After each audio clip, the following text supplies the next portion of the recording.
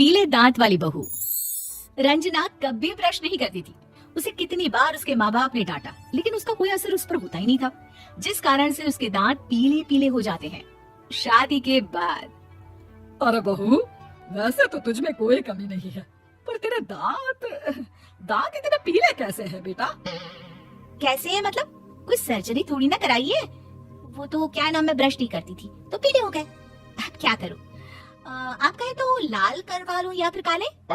यार ये क्या है, क्यों माँ से लड़ रही हो? लड़ रही हूँ? अरे मैं लड़ रही हूँ या ये बोल रही है कि दांत पीले हैं, पीले। अरे तपस्या थोड़ी ना की है इन्हें पीले करने के लिए। बकायदा ब्रश नहीं किया है 20 साल तक, तब जाकर। छी, कैसी बात कर रही हो? ये उस वक्त तो पीले नहीं थे जब हम लोग तुम्हें देखने आए थे। अरे तब साफ करवा लिया होगा डेंटिस्ट के पास जाकर। अब देखो कैसे पीले पीले लग रहे हैं। रंजना सास की तरफ गुस्से से देखती है। फिर शुरू हो गई पीले पीले पीले। अरे पीले तो तब भी थे जब मेरे हाथ का रसगुल्ला उड़ा उड़ा कर खा रही थी और बोल रही थी, लड़की नहीं गुणों का खजाना दे रहे भाई साहब आप। खैर, अब वो लोग करते भी तो क्या करते, पीले दांत वाली बहू पल्ले पड़ी थी तो झेलना तो था ही। एक दिन कीर्तन में रंजना गाना गा रही थी। अरे कमला बहन, माँ का द्वार है, यहाँ तो सब शुद्ध होकर आते हैं, फिर अपनी बहू को ब्रश भी नहीं करवाती तुम। दूर से पीले पीले दांत भक्ति में बाधा उत्पन्न कर रहा है। और कोई 2 साल की बच्ची थोड़ी ना लेकर आई हूँ मैं बहू बनाकर। अच्छी खासी लड़की है, अरे कैसे करवाऊं ब्रश? ये तो उसे खुद करना चाहिए ना। अब माँ बाप तो इसके जैसे तैसे निपटा दिए, ये नहीं सोचा कि सास कैसे संभालेगी। सास बहू को लेकर घर आ जाती है, लेकिन सोच लेती है कि अब इसे लेकर कहीं नहीं जाएगी। अगले रोज बहू कहती है, अरे क्या हो गया, मंदिर नहीं जाना क्या? कीर्तन का वक्त हो रहा है। मेरी मधुर वाणी से कान्हा जी जागते हैं और सोते हैं।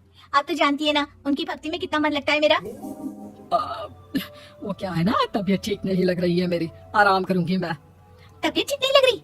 अभी तो मिथुन के गाने पर नाच रही थी आप, और अब बोल रही है कि तबीयत ठीक नहीं लग रही।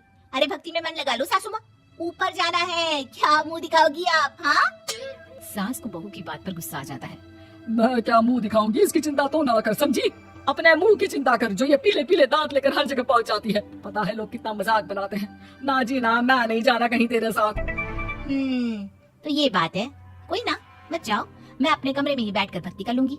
ऊपर वाला दांत थोड़ी ना देखता है, मन देखता है, भावना देखता है। और अरे बस बस, तू सब कुछ दिखा, बस ये सफेद चमकदार दांत ना दिखाना किसी को, है? जा यहाँ से। बहू को सास की बात का कोई फर्क नहीं पड़ता, वो तो जैसी थी वैसी ही रह जाती है। सुबह नहाकर किचन में खाना बनाना, फिर खाना खाना, कीर्तन भजन करना और सो जाना। एक दिन, माँ जी मैं सहेली के घर जा रही हूँ, शाम को लेट आऊंगी। हाँ हाँ तो जाना, मैंने कौन सा तेरी आरती करनी है घर पर बैठकर। रंजना सहेली के घर जाती है, जहाँ वो पार्टी में जाने की तैयारी कर रही होती है। अरे शिखा, कहाँ जाने की तैयारी कर रही है? मैं गलत वक्त पर आ गई क्या? अरे नहीं यार, उल्टा सही वक्त पर आई है। मैंने ये साड़ी और ज्वेलरी निकाली है यार, शाम को इनके ऑफिस की एक पार्टी में जाना है। बताना कैसा लग रहा है ये सब? नहीं यार, इस ड्रेस के साथ तो वो वाली ज्वेलरी अच्छी लगेगी। हाँ हाँ सही बोल रही है, मैंने ध्यान ही नहीं दिया। वैसे तो हमेशा से मस्त फैशन सेंस रखती है। तो बड़ा जाती होगी ना पति के साथ पार्टी में। रंजना कुछ नहीं बोलती, बस सोचती है कि यार काश ये बात सही हो जाती, पर मैं क्यों नहीं जाती पार्टी में? क्या इन लोगों की कोई पार्टी होती नहीं होगी?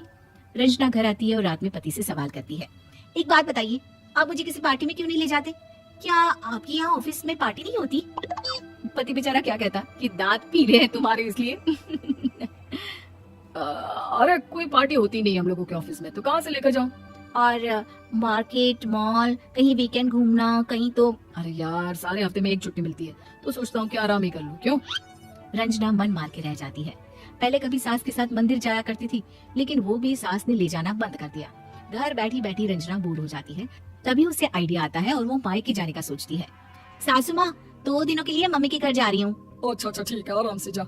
और हाँ, माँ से कुछ अच्छी आदत सीख कर आना कि कैसे शरीर के हर भाग की तरह दांतों की सफाई भी जरूरी होती है, समझी? शुरू हो गई ना आप। वो लोग आपकी तरह नहीं है कि छोटी छोटी बात का बतंगड़ बना दे। उन लोगों के लिए मैं मायने रखती हूँ, ना कि मेरे पीले पीले दांत। रंजना माँ को बिना बताए उन लोगों को सरप्राइज देती है, लेकिन जैसे ही वो दरवाजे पर पहुँचती है, अंदर देखती है कि घर वाले कहीं जा रहे होते हैं। अब माँ, काश रंजना दीदी के दांतों वाली प्रॉब्लम नहीं होती, तो वो भी हम लोगों के साथ चलती ना बुआ जी की बेटी की शादी में। हाँ बेटा, लेकिन अब उसे कौन समझाए कि उसको उसके पीले दांत नहीं दिखते, लेकिन उसके आसपास के लोगों को कितना एम्बेरसिंग फील कराते हैं। मुझे तो कितनी बार उसके स्कूल की टीचर ने शिकायत की कि उसके साथ कोई लड़की बैठना भी नहीं चाहती, और ना ही कॉलेज में कोई उससे बात करना चाहता था। लेकिन पता नहीं क्यों उसे ये बात समझ में नहीं आती। कोई कमी नहीं है उस लड़की में, बस यही कि दांत पीले है।